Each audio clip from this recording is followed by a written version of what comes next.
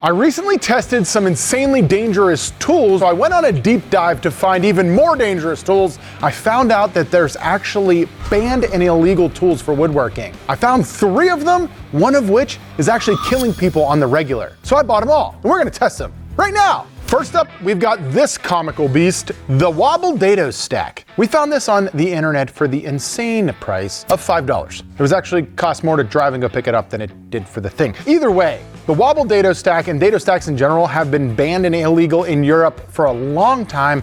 Illegal! Mostly because you have to remove the riving knife in order to use them. The Wobble DAT Stack is not popular at all anymore, and I don't really know anyone that uses it, and from the looks of this thing, I can understand why. Let's crack into it. Whoever we bought this off of said that this was passed down to him, and I don't know if it was passed down as a wall art or what, but this thing is quite interesting.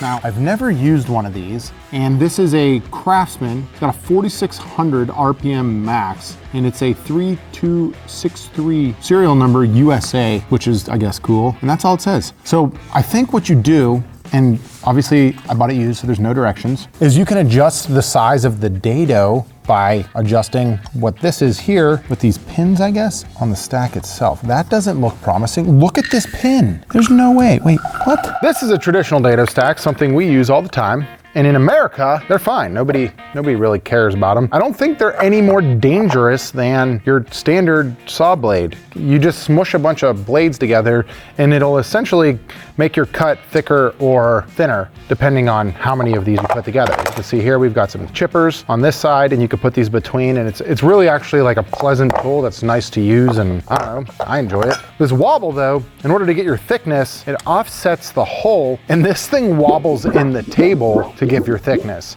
I don't know how to adjust it, and I'm having a terrifying time trying to figure that out. So I think I should do what any YouTuber does and Google it, see how dangerous it actually is. Okay, Google. You literally just adjust it by turning the dial and the blade. So if you look here, there's a bunch of indicators on this, and they give you thicknesses, and I can get the wobble thickness just by going there. I don't think there's any positive stops or detents or anything. I think what holds it in place is putting it in the saw, which is kind of sketch, but I guess it's the same as like the normal stack, because that gets held in place by the nut on the saw. So we're gonna throw this in my job site saw just in case things get squirrely, and we're gonna make a cut. While Sam's wrestling with taking this abomination of a saw blade we use on a job site saw, I was gonna use this in here, but I don't think the arbor's long enough, so I'm probably gonna have to send it in my $5,000 table saw and hope and pray it doesn't destroy anything, because I don't like putting anything this loosey-goosey in my girl. I think we're screwed. This is what I get for the internet. It's on. We could just get some CA glue. Yeah, it's not a bad idea. It's a terrible idea. Oh, this makes me so sad. Zach, you better be subscribed. Not only am I risking life and limb, I'm risking my saw, which is way more important. This fucking sucks. SawStop definitely was like, hey, we don't give 2 shits about this wobble stack here when they designed their saw. Alrighty, this is how this works. When this gets close to here, that'll shoot and that'll stop it. It'll ruin everything, and it'll look just like our souvenirs on the wall, like one of these. Each one of those cartridges costs like $100 and some. We're trying to avoid that. I really don't like this at all. My poor saw, my poor saw. It's set to a 3/4 of an inch. If we look at it, when it spins, you can see the blade is on the left and right. That's how it is gonna cut a wide cut. We'll start out with something a little. Nothing broke yet, nothing broke yet. We're blinking though, we're blinkety blink, blink, blinkety blink, blink, blink, blinks, blinks, blinks, blinks, blinkety blink, blinks. Still blinking. Now the green's blinking. Why are you all, what is going on? Uh-oh, damn it. Alrighty, I busted out the manual, did a little bit of Googling, searching on the internet, and more or less, the SawStop does not want to run a blade under 8 inches, so therefore I can't run it in my saw. That's a bummer. Okay. But here's a clip of someone else running it, and all I'm gonna say on this sucker, throw it in the trash. Don't even bother with it. Get a real dado stack. I don't think they're that dangerous, as long as you're practicing normal safety for any sort of table saw. But the wobble, I don't know why it's banned, to be honest. Stupid Euro. On to the next. Up next, we've got a tool that is banned in the UK, and that's gonna be this sucker. This is a chainsaw carving disc from Lancelot, and I've gotta be honest with you, it's horrifying. Look at this thing. It's a literal chainsaw blade wrapped around an angle grinding head. This thing is banned in the UK, but I was able to buy it for $38 on Amazon and have it shipped to my door in 2 days. Americans, we just don't care for safety. Now this is why I came to America. Look at what it promotes this thing doing. It has shaping, notching, trenching. This side, they run 2 of them at the same time. Are you kidding me? A chainsaw on an angle grinder. What's even more horrifying is that tons of people doing chainsaw carvings are still using these things today. I've done a ton of power carving, and the power carving tools I use are insanely safe compared to this, and I've still run one up my palm and had to go get stitches at the hospital, and that one was just like rubbing the wood off of itself. It didn't have chainsaw teeth on it.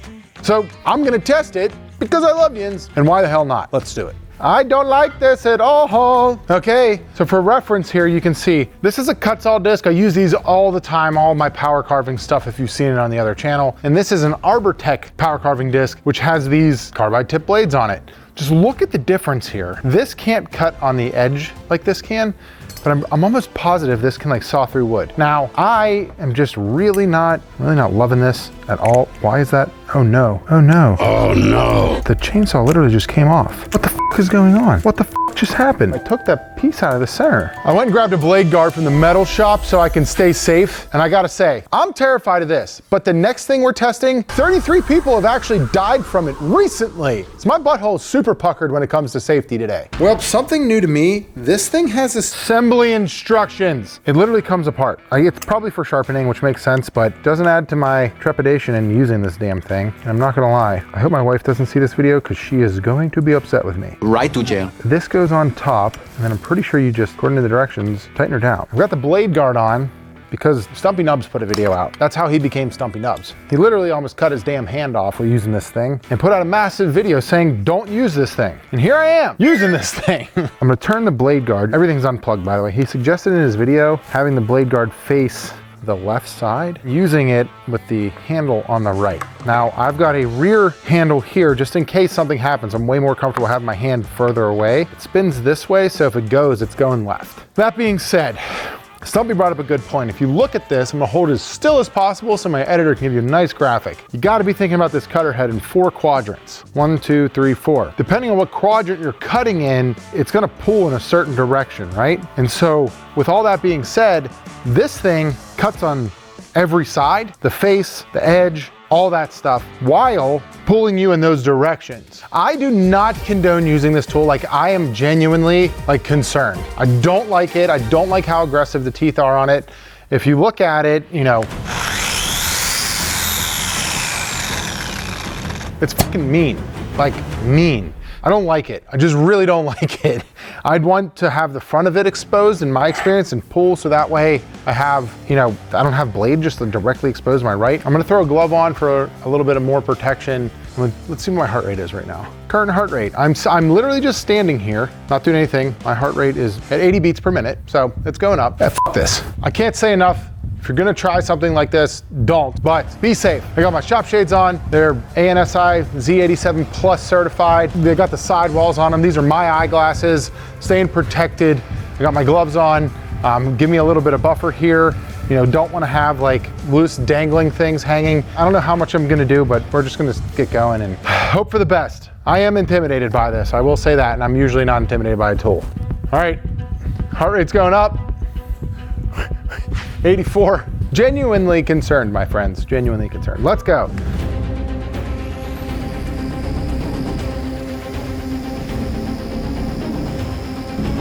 First thoughts, it is so sharp that on this edge I can barely feel the tool. And I think that that's the intention of how it's to be used. The question becomes, how do I, with the blade guard on like this, get into anything more?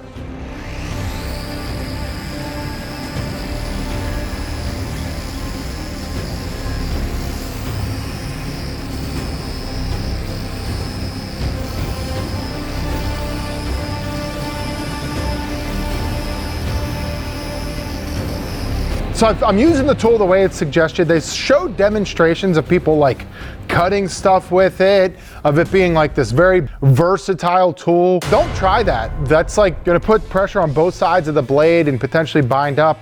I don't like it. Once it's into the, like using it in this, it's not that bad. I will say it's throwing very small chips. It's really sharp. It takes away a decent amount, but I do feel like that the Arbortech blade is better. You know, I'm gonna just kind of keep going.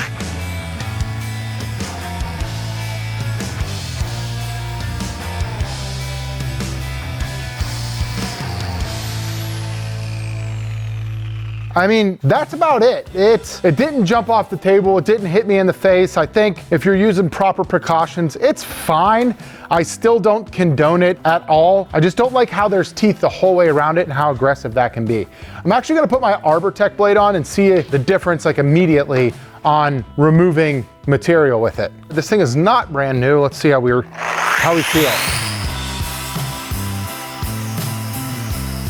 Yeah, it's night and day.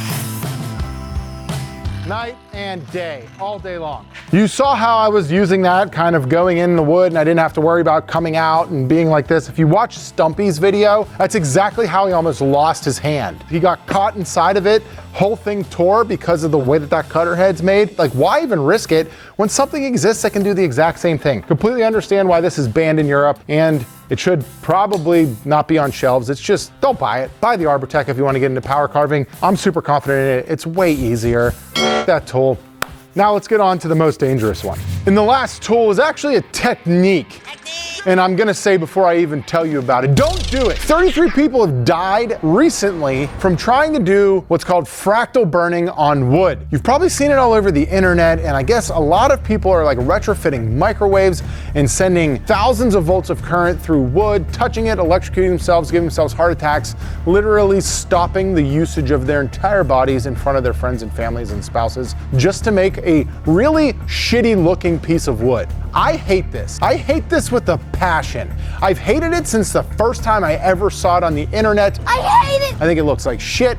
I think it looks cheesy as hell. And if you're doing it and putting content out about it, f you. So let's go try it. So Chris found a kit on Amazon, of all things, to do this fractal burning. I don't think it gets up to the 2,000 kilowatts or watts or volts or whatever the hell is killing people and murdering them. But we have a kill switch on the floor. What did he say? We'll run power into the switch. I'll be able to control power with this. And I actually brought some of my flooring out so I could do it with a rubber mat and not be that close, just so I'm a little bit more grounded. Now, what you do here is you take, this is baking soda, right? Baking soda and water. Baking soda and water, because you have to have electrolytes, and you paste it onto the wood, this piece of wood. So you need to saturate the wood because the electrical current goes through the water, I believe. And so we're just gonna start out by brushing this on. And we wanna go to both sides, is what it said, Chris? It said like 5 inches. 5 inches, okay. That should be good. Now, I can't measure 5 inches. That looks about 5, right? Oh, yeah. And then we have our probes. The probes come with rods that we're just literally gonna do this. You hold it, nothing's plugged in, don't worry people. You hold it and then basically just stick it on the wood. And you do it on both sides. I don't think so. The guys that I saw, I mean, we're gonna try it not stabbed in, because what am I gonna hammer it and then grab it? No, like, I'm asking. You were supposed to research this shit. Here, we'll do that. I'll palm hammer it. That looks good. Okay, hopefully that's got an angle. Now, for the shitty part, I'm supposed to be wearing these the whole time. I have absolutely no idea what they're gonna do for me over here. Let's move that. Metal cup full of water. It's said to have it on a wooden surface, so we've got that going. This is off. So we plug this in next. Before I get into this, I want to preface to you guys that me and the team poked around the internet for a couple hours, doing as much research as we possibly could on this to stay as absolutely safe as possible. We found that a lot of the deaths and a lot of the injuries coming from this technique are all done with like the DIY'd, tossed together versions of this fractal burning. They're using microwaves and then they're condensing the microwave frequency to give them voltage output and like running car cables to nails and doing just redneck stuff. Usually I'm a proponent for that. But in this case, doing this incorrectly can stop your heart immediately. And that's what the dangers of fractal burning are. I guess I'm gonna do this now though, so let's go. Power on. Oh, we got it, there we go. Red guy coming in hot. This is so stupid. Why am I doing this? Dangerous arts and crafts. Right, that's literally, I just saw a woman whose video has 3 million views talking about doing this. And basically she's like, people are dying in their garages trying to make this stuff. And I was like, it doesn't even look good. Was that worth risking my life? Absolutely not. Look at this. I'm gonna unplug this for safety. It just looks so stupid. Chris likes it. I don't. Chris really likes it now. So we're just gonna, oh, hold on. Don't wanna be. It's unplugged. I know. So we're gonna put them a little bit closer. This is where people are dying, when they're moving it. They're literally like, oh, electricity. They're not grounded, all that. This. I'm just gonna go back to that. Okay, f***ing A. I don't like this. I don't like this at all. Yeah, I had to like, I jammed it in the wood. The tip broke off of that. You're watching people use like massive gauge nails to do this shit in video. Like it's so redneck, but what do you expect? You're using microwaves to burn holes in wood. Okay, we're on. There's a lot of safety. I will say the kit does do a good job of like trying to make sure you're staying safe. Rubber mat, pedal down. Woo! That went quicker. Now they're both burning. Yay, so neat. You can get closer, just don't touch it. Like totally not worth like life and limb. People are doing this in their garage, like all lackluster. Yay. This is so boring though. This is so boring. It just doesn't look good at all. Maybe it's more fun if you use like the microwave one because it's probably like... That one shoots real deep, just not smart. I can't wait for this to immediately go in the trash. But you know what it reminds me of? Have you seen The Last of Us where like the spores are growing?